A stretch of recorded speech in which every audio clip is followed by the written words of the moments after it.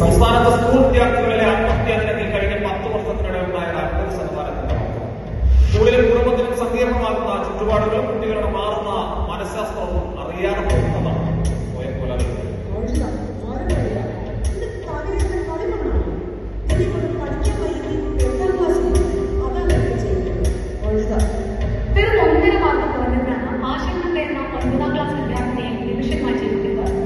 ഇനിയും പരീക്ഷയിൽ മാർക്ക് കുറഞ്ഞാൽ 8ാം ക്ലാസ്സിൽ പോയിരിക്കുന്നതിന് സമ്മതമാണെന്ന് ഏറ്റുവാങ്ങുകയും ചെയ്തു.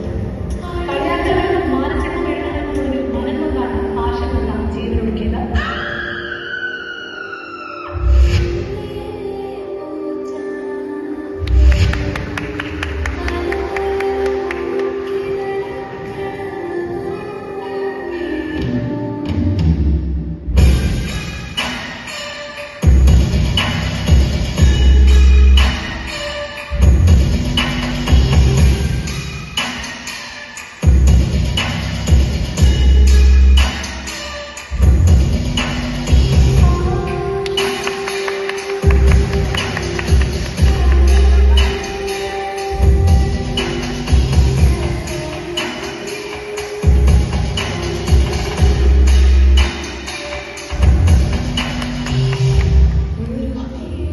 മാനസികമായ എന്റെ കുഞ്ഞിനെ വല്ലാതെ പീഡിപ്പിച്ചിട്ടുണ്ട്.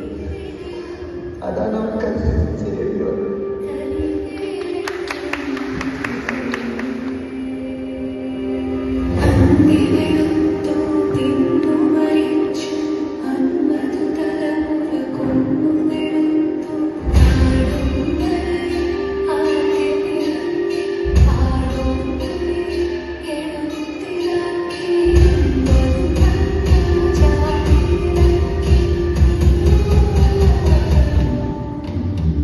അവളുടെ മരണം നിങ്ങൾക്കെല്ലാം ഇനിയൊരു കഥയായി മാറും.